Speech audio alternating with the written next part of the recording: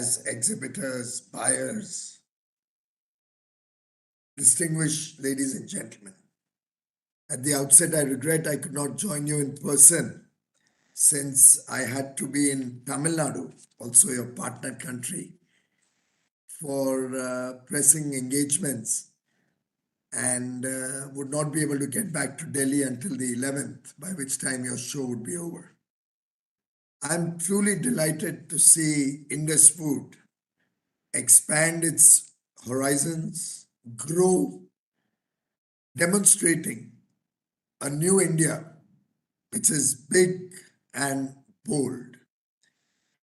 Indus Food today becomes South Asia's epicenter for food and beverages. And even my talking points had about 600 exhibitors, but it seems you have managed 1,221 exhibitors, which is truly a phenomenal feat. And I'd like to compliment and congratulate all the leadership of Indus Food, Mr. Mohit Singla and his team, and the TPCI for the phenomenal success of this edition, 7th edition of Indus Food. In fact, I'm also told that there'll be an exchange, an India Global Culinary Exchange, with 20 top international chefs visiting India this time. Clearly, India is now engaging with new confidence and from a position of strength when we work with the rest of the world. Our capacity to organize the world's largest fairs is gradually taking shape with the Bharat Mandapam and Yashobhumi, two of the largest exhibition centers come complexes, and the Noida complex where Indus Food is being held. I suspect today Delhi has enough capacity to hold the world's largest fairs in different fields. And towards that end, we are making a beginning. We have already had Atmanirbhar Bharat Utsav, which is going on at Bharat Mandapam. We have the Indus Food Fair going on at Noida now. In Mumbai, I recently inaugurated the India International Jewelry Show at Geo and Nesco. We have Mobility, Bharat Mobility, coming up early next month. Bharat Techs coming up later next month, and many more. I'm confident that this is the foundational work for much larger events to happen in the years ahead. And by 2025, when we plan all these various shows at scale, at an international level, we'll surely make Bharat Food also probably the world's largest food fair with multi-venue engagements and make this truly the envy of the world. Friends, the Indian, is there a problem on यहाँ पे कोई और तो नहीं है? Maybe you have two units working over there. So we can hear you.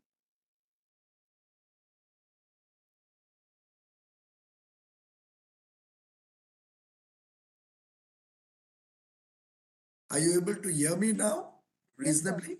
So we can hear you. Can somebody respond and let me know? There's a bit of an echo, but we can hear you, sir. How is there some problem with the connectivity? The echo is still there, sir. But we are able to hear you. Mohit, any problem with the connectivity? Can we rectify this echo which is there? No, sir, it's absolutely fine, sir. We can hear you. So you may kindly carry on. So you may kindly carry on. We can hear you.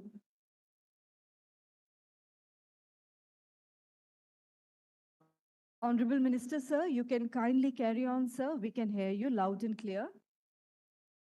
All right. Thank you. Thank you, sir. Thank you. So, friends, as I was saying, I think the Indian food industry has tremendous potential. Not only do we have a large 140 crore domestic market, we have a large Indian diaspora across the world with nearly 3 crore plus people enjoying Indian delicacies. And now, in many, many countries, Indian foods have started having their own demand, their own traction.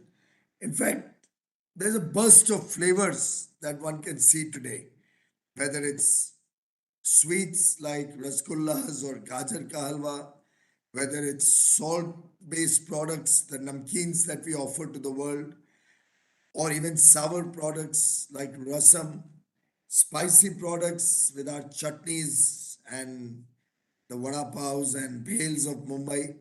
Each one has a unique aroma around them. Each one has unique flavors and spices and take the taste of India to the rest of the world.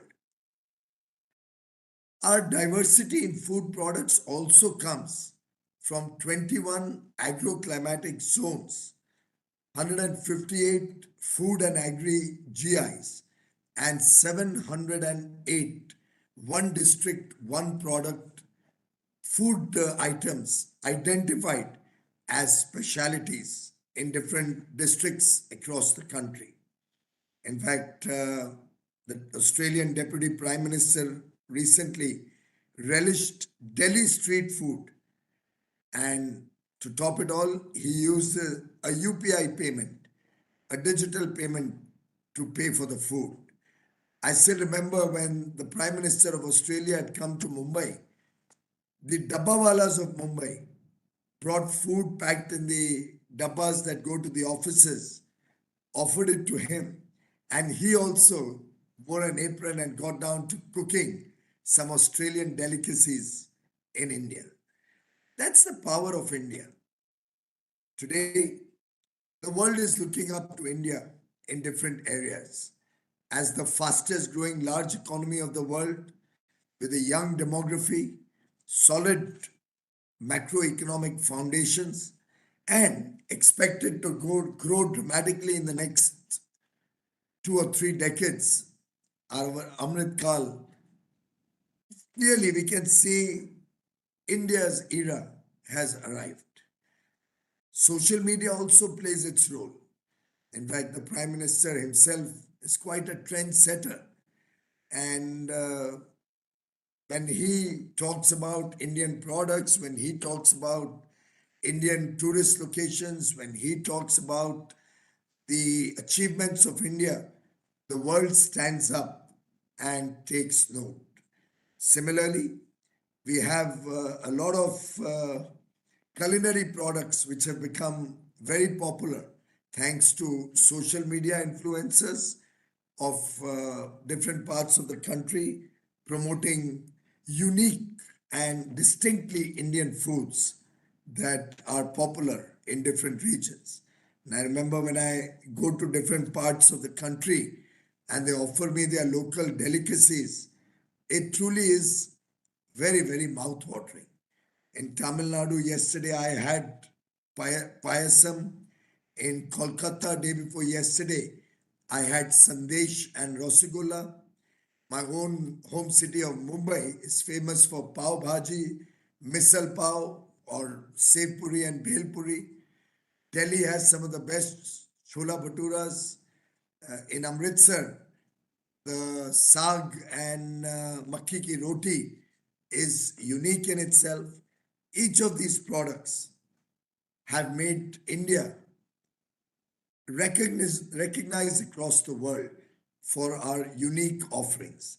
In fact, in the International Year of Millets, which we just celebrated in 2023, and now millets have been rebranded as Shri Anna. We found a lot of resonance to millet based products, also amongst the G20 delegates who came from across the world for over 200 meetings, and amongst the leaders who came for the G20 Leaders Summit at the Bharat Mandapam. In fact, when Prime Minister Modi visited the White House, they also had Sri Anna in the White House menu. I do believe that we'll soon have Michelin starred menus sporting Sri Anna both in India and across the world. As the Prime Minister says, the time has come for a fusion of technology and taste, and this will pave the way for the future. We have seen over 150% growth in export of processed foods in the last 9 years. We had an agri export in the aggregate of about $53 billion. That's about 4 lakh crore rupees in the year 22-23. And we expect the number to increase in the current year, despite some of the restrictions placed on export of rice, wheat, or sugar. This clearly shows that processed foods, value added products are now finding flavor across the world. And the time has come for us to ensure that we do not export raw materials from the agro sector, but look at large scale processing, food processing in the country, branding our products so that both the farmers get a good value and we have large amounts of investments in the food processing sector, leading to employment, work opportunities, and greater earnings for the country. Friends, we have also been quite successful in our food security.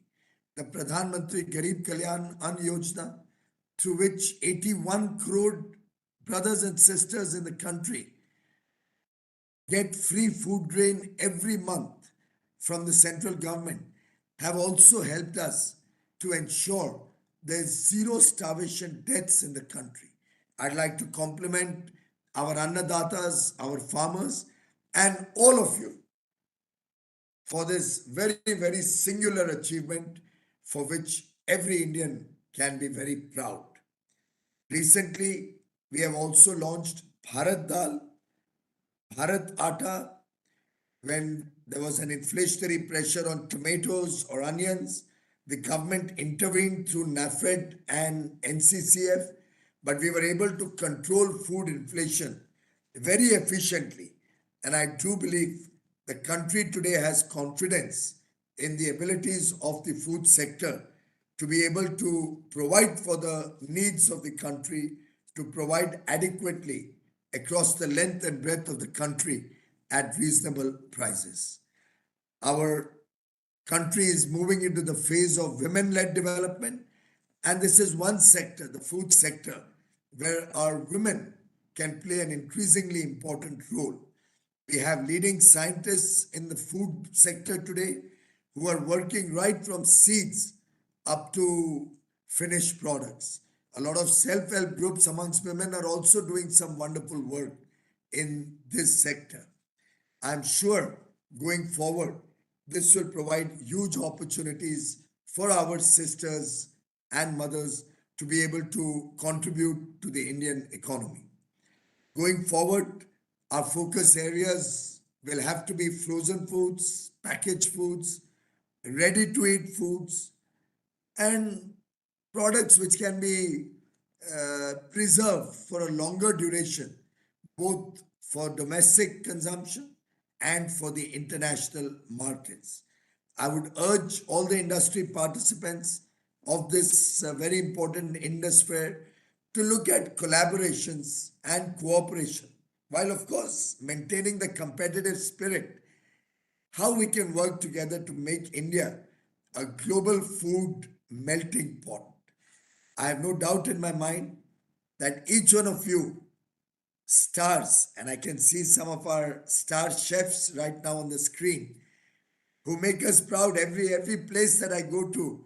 It's always delightful to meet our chefs and the warmth with which they come up with new products, the warmth with which they come up with the hospitality and the delicious products that they make is something to which I think we can only salute them, pay our respects to them, encourage them to be more experimental and ensure that we respect them from the food industry for their human contribution, fantastic contribution that our wonderful chefs across the country are doing.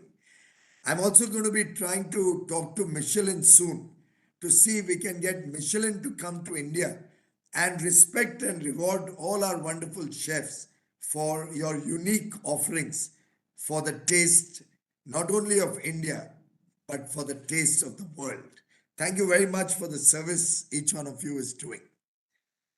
Friends, let us now look at two or three ideas on how we can take our industry to the next level. I would urge skill development be taken up in mission mode. We can share best practices amongst each other. We can have university programs around food. We should have university exchange programs with international universities so that our trained chefs get an opportunity also to understand what's happening around the world. Encourage some of our young boys and girls, and I see a fair share of youngsters in the room, to also look at startups. I remember at the Millet Show, we saw a lot of startups with absolutely delicious and beautifully packaged millet based products, Shriyan products. I think this would be an area where the entire industry should work together. And those of you who are already in this business, particularly our hotels and restaurants, should also look at skill development as a part of their business activities to promote greater number of manpower that this sector requires. Similarly, we must look at enhancing our farmers' income so that they get good value for their money, for their work, and e-commerce, diversification of products. These could be areas where we can help them. We can identify products that we should ask our farmers to produce and give us for food processing. And we must also make sure we give a fair value for the output that our farmers come up with. Lastly, I think food nutrition is becoming more and more important. I would urge you to use quality ingredients, organic products, and environment friendly packaging to further promote your industry. Thank you very much, friends, for your patience. While our foreign delegates are in India, please do go to one of the stalls which offers you chole kulche or golgappas and enjoy India and the best of India through the Indus Food exhibition and offerings. Thank you very much. Bon appetit. Enjoy We yourself. thank the Honorable Minister, sir, for his guidance and words of motivation. And may I request you, sir, to kindly announce the inauguration of the 7th edition of Indus Food. Thank you very much, ma'am. Thank you, friends. I hereby announce the Indus Food open for business, open for the grand show ahead of you. Thank you Thank very you. much. Thank you very Namaskar. much indeed, sir. Or as they say, Nandri. And I would now like to request the honorable guests and dignitaries on the dais in the august presence of the Honorable Minister